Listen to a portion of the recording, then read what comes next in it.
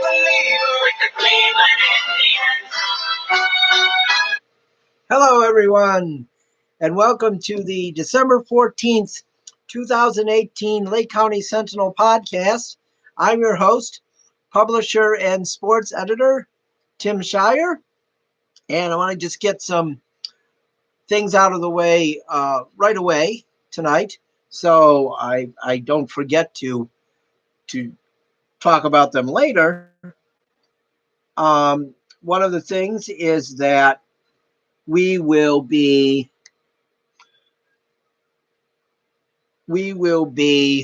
off the air Monday, Tuesday, and Wednesday next week. We will return on Thursday. So we will have a few days off early next week, and we will return on Thursday. So I hope everyone will, join us then. We will have our Sunday podcast this week, our 15-minute NFL podcast. We will be doing that on Sunday at 12:15 like we have been doing. But we will not be on the air Monday, Tuesday, and Wednesday next week. We will return Thursday. If you want to contact us, you can contact us on Twitter at LCSentinelCom or also on Twitter at Sports Sentinel. You can also contact us and view our content on Facebook at Lake County Sentinel. Those are some ways to contact us and to view the podcasts. So that's just some information for you, and that's just to let you know when we will be on and off coming up in the next week. Let's get right to it. We've got quite a bit tonight. We have we're going to talk about the Mentor Icebreakers, and we're going to talk about the Cleveland Monsters, the Milwaukee Bucks, Cavs game tonight, and then the Browns-Broncos matchup tomorrow night. We've got the Mentor Icebreakers are in action tonight against the Port Huron Prowlers in Port Huron. The Icebreakers are 4-10. They started out 0-6, so they are 4-4 in their last 8 games. They have 3 straight losses right now. The interesting thing with them is it seems like it's all about goalkeeping. It's all about defense with them. When their defense is good, they win games. So it's obvious that they can score. So what I see here is in their 4 wins, they gave up 7 goals total. Okay, two of the games were shutouts. So they gave up 7 goals total in their 4 wins. And, that's less than 2 goals per game. That's really good. But then I notice in their last 3 losses, they gave up 20 goals. They gave up 8, 6, and 6. That's not going to get it done. I don't care what level of hockey you're at. I used to go and watch my good friend Greg Goss play in his adult league. And if they gave up 6 goals in a game, they lost. So you can't give up 20 goals in 3 games and win. Obviously, they're better now. They're, 4-4 in their last 8 games. And so that's a good thing, but they have lost 3 straight. So hopefully they get back on the winning track tonight in Port Huron against the Prowlers of Port Huron. I like that name. It's at 7 o'clock, so it should be starting. The Mentor Icebreakers, hosted by the Port Huron Prowlers tonight. And then the Icebreakers will be home tomorrow night. They will play the Danville Dashers at the Mentor Ice Arena. And hopefully they can, defeat the Dashers, and maybe they could beat the Prowlers tonight. So we'll see what happens with the Mentor Icebreakers. Now let's move on to the Cleveland Monsters, who are in action tonight against the Rochester Americans at 7:05 in Rochester. The Monsters enter the game 5 points behind the Americans. The Americans are in first place in the Northern Division. I believe it's the Northern Division. It is. And they're in 5 points behind the Americans. The Monsters are in third place, and they are 1 point behind the second place Syracuse Crunch. So the game is at 7 o'clock tonight. And then tomorrow night, they play Rochester at home. So they have a chance to make up some ground here. And if they can win both games, they would only be 1 point out of first, depending on what Syracuse does. So that's pretty good that the Monsters, they're having a pretty good year. As our Monsters expert, Philip Goff, told us a few weeks back that they should have a pretty good year this year. And they seem to be doing just what he said. Next up, we're going to talk about the Cavs and Bucks matchup tonight. The Cavs are at the Coliseum. Oh my God. The Cavs are at the Q tonight. And they'll be facing the Bucks at 7:30. Matthew Dellavedova is going to get to face his former team for the second time this week. Hopefully it goes a little better for the Cavs tonight. I don't know if it will. Adetokounmpo is back for the Bucks tonight, but that doesn't always matter. I mean, sometimes when good players are out, other guys on the team step up. Even though we saw when LeBron missed games for the Cavs, they never really played as well. But it seems like on a lot of other teams in the NBA, when a player is out, the team steps up and they beat the Cavs the other night. Without him, they beat the Cavs easy. I mean, it wasn't even close. So, but hopefully the Cavs can maybe win number 2 in a row tonight after beating the Knicks the other night pretty handedly. The Bucks are second in the East at 18-9. The Cavs are 13 in the East, 6 games out of the last playoff spot at 7-21.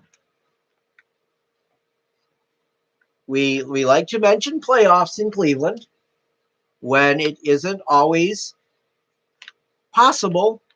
So we're going to mention it with the Cavs. They're 6 games out of the playoffs. Why not? Why shouldn't we mention it with the Cavs? We're going to do it. I think you never know. There's a lot of games left in the NBA season. There's 28th game. That means there's 54 games left. Okay? Who says they can't make it up once Tristan Thompson and Kevin Love get back? But the question is, and I don't want to sound like one of those fans that I rip all the time. The question is, do we want the Cavs to make the playoffs? No, we don't. Because we want the religious Williamson guy from Duke. He's a Zion. And there's 2 other guys on Duke that are pretty good. I'm not going to act like I know their names right now because I don't. I can't remember their names. My son is here. He could probably say their names. What are their names, Tommy? He's here for the NFL picks. What are their names? R.J. Barrett and Cam Reddish. Okay. R.J.'s better than Zion. Does Reddish have red hair?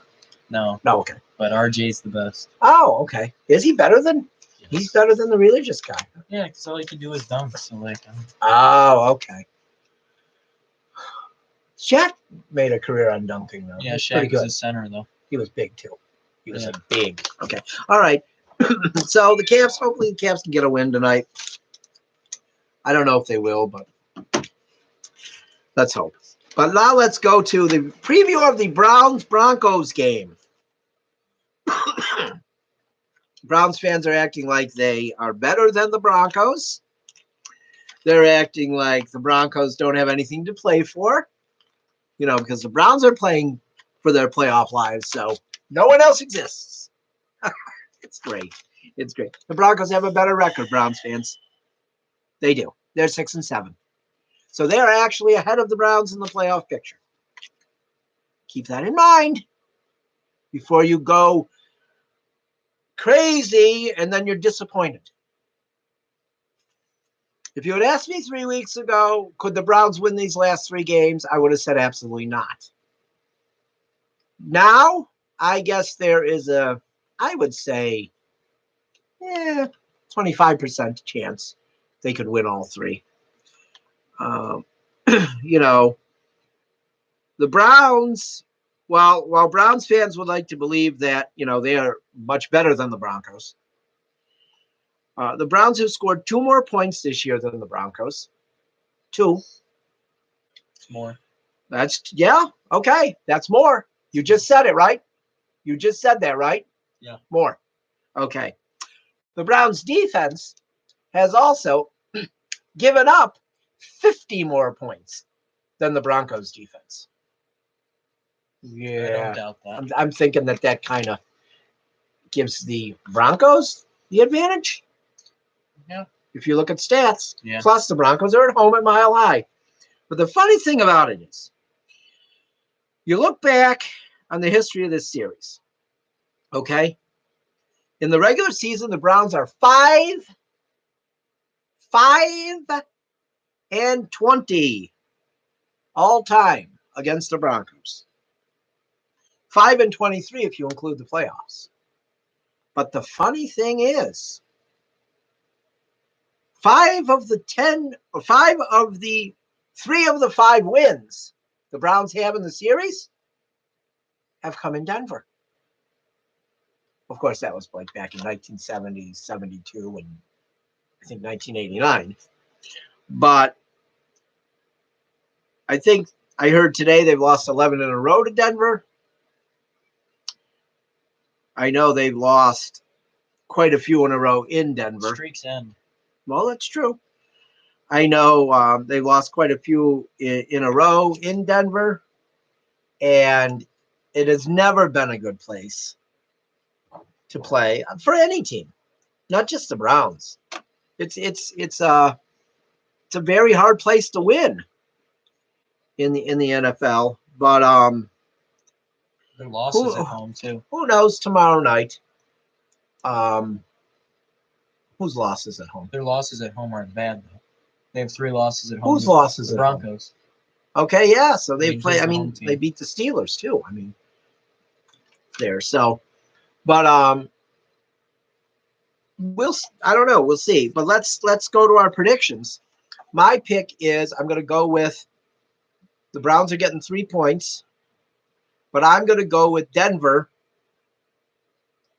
to cover, and I'm going with 1 confidence point.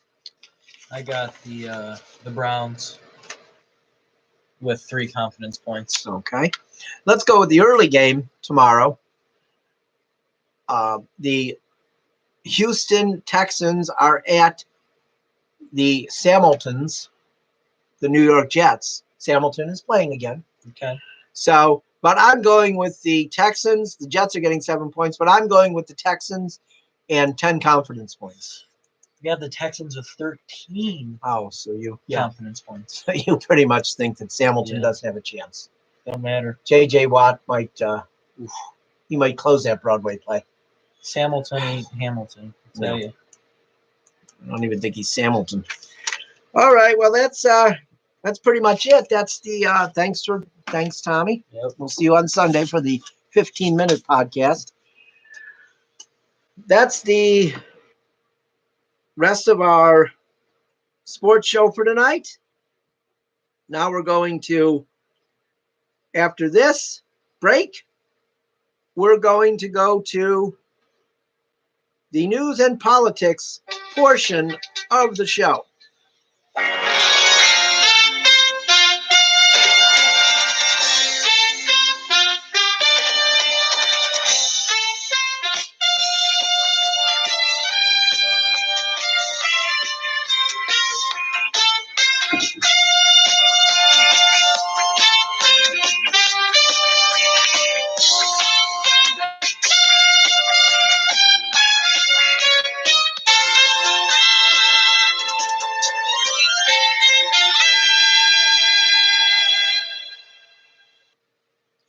Hello and welcome back to the second half of the Lake County Sentinel Podcast.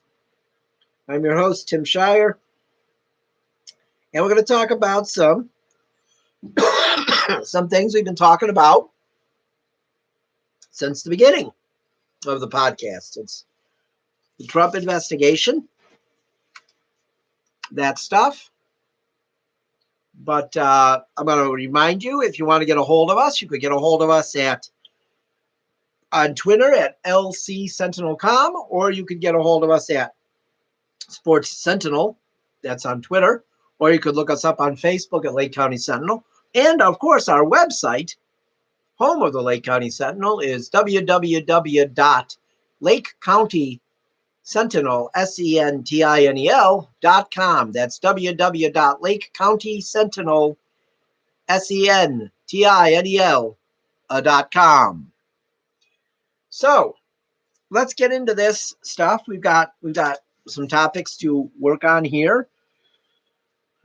We've got Michael Cohen's interesting interview today with George Stephanopoulos. Of course,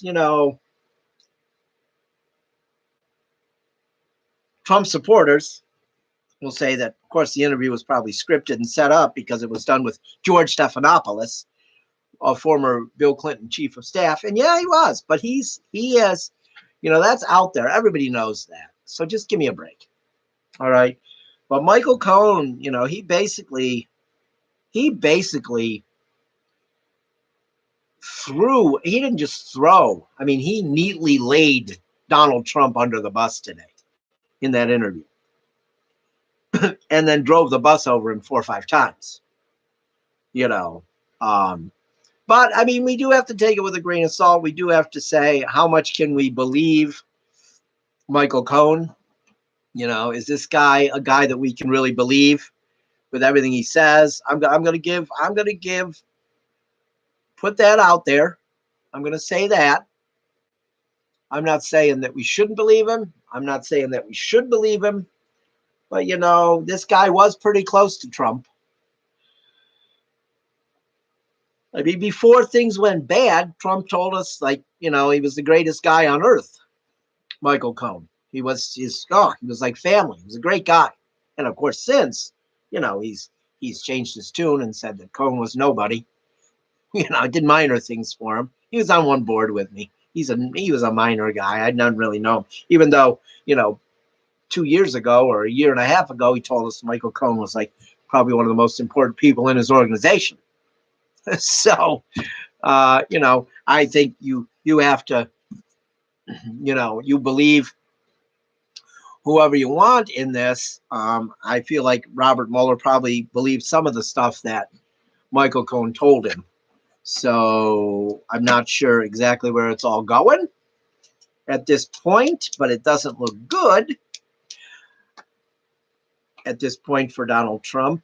I mean, how long can we say that? How many times can we say that? How much evidence has to come out against him?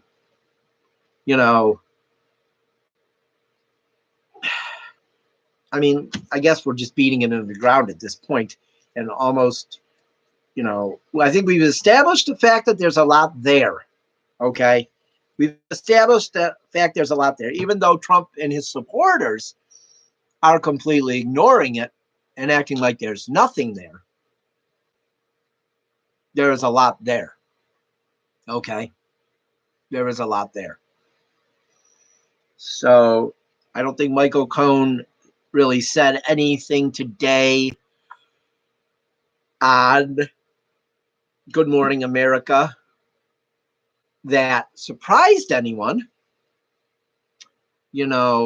I think that he is trying to repair his own image and let people know that, look, I was working for him. I did what he wanted me to do. That's kind of what he's saying at this point.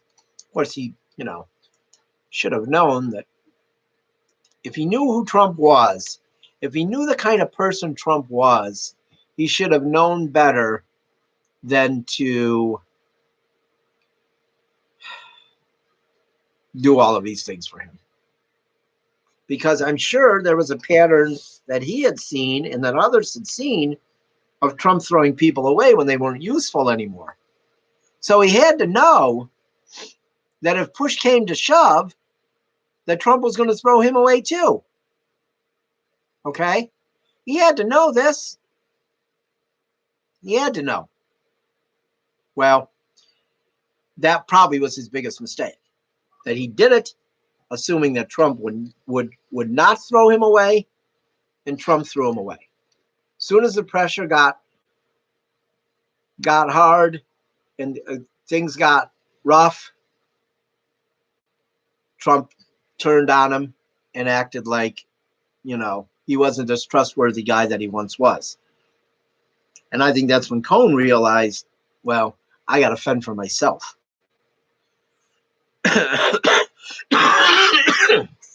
Well, excuse me. Let's move on from Michael Cohen. Let's move on to the chief of staff position, where there was activity today. And Trump named an interim chief of staff. And he said that Mick Mulvaney, he announced it late tonight on Twitter. This was his Twitter announcement. I am pleased to announce that Mick Mulvaney, director of the Office of Management and Budget, will be named acting White House Chief of Staff, replacing General John Kelly, who served our country with distinction. Mick has done an outstanding job while in the administration. All right, well, of course he's going to say that now. In 3 months when Mulvaney leaves or, isn't in favor with him anymore, he'll say Mulvaney was the worst thing that ever happened to him and he couldn't wait till he quit. I mean, am I wrong about this? This is what he does every time. That's what he does every time. He couldn't rip John Kelly because Kelly is a distinguished veteran and he's already losing support of veterans, Trump. So he couldn't rip Kelly on his way out. He had to say, he served the country with distinction because that way he looks not so horrible with veterans. But Christie was rumored for a minute to be the new in the running for the chief of staff. Excuse me, clear my throat. But Christie was in the running for being the new chief of staff, and he said earlier today that he was not interested in the job, that he had called Trump and told him that he was not interested in the job at this time. I think there were a lot of reasons for that. I think Christie is still angry over the campaign, angry over how he was tossed off the transition team, and also the fact that Christie sent Jared Kushner's father to federal prison when he was the New York Southern attorney. And I don't know how well that Kushner and Christie would get along there in the White House. So that might have been another reason why, Christie did not take the job. I think that it would have probably been not a good deal there, because Kushner, I think, has a lot of power in that White House, and that's one of the more scary things that goes on there, that how much power a corporate brat like Jared Kushner has. What has this guy done to rise to the rank of a White House official? I mean, seriously. His dad was rich. He married a rich girl. What's he done? What's he done? There's a lot of shady things in his past, too. So that's probably why Christie didn't take the job, because of Jared Kushner.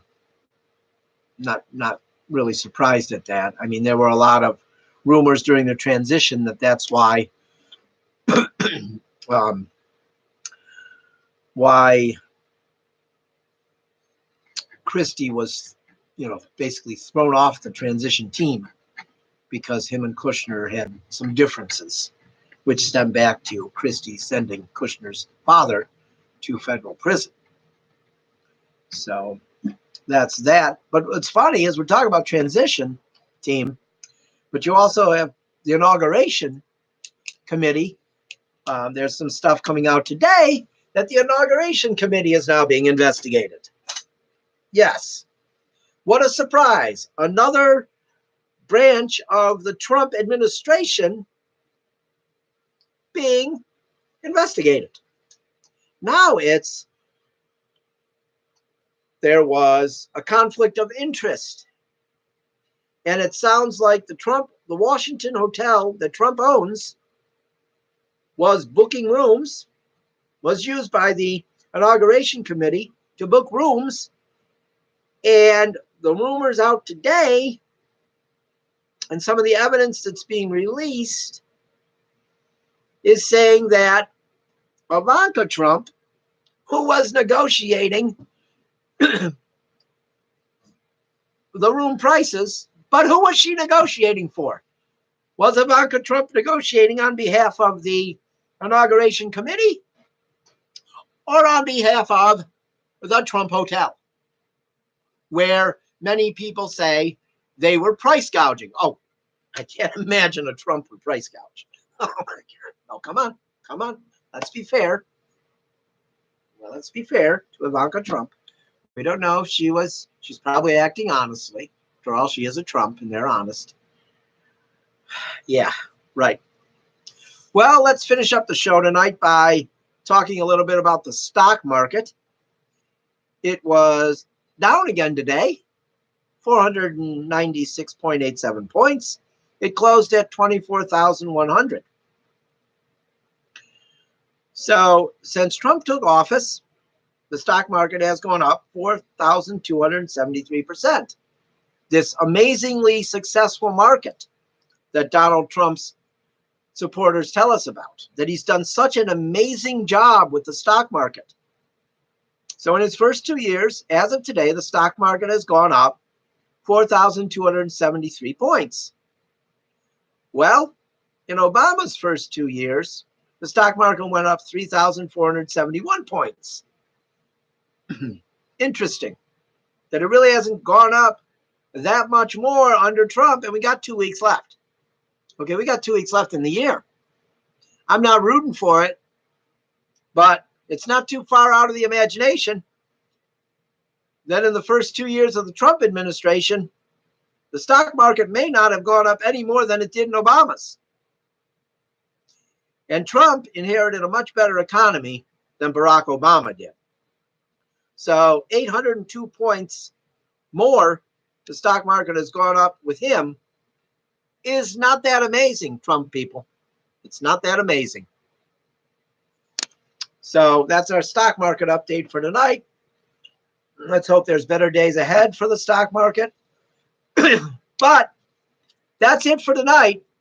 We will be back on Sunday for our NFL podcast, and then we will not be back again until next Thursday. We're going to be off Monday, Tuesday, and Wednesday. But we'll be back next Thursday for our regular podcast at 7 o'clock.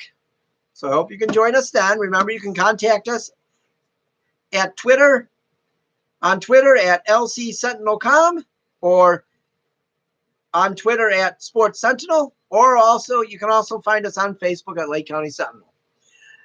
Have a good night, everybody. Until next time, I'm Tim Shirer.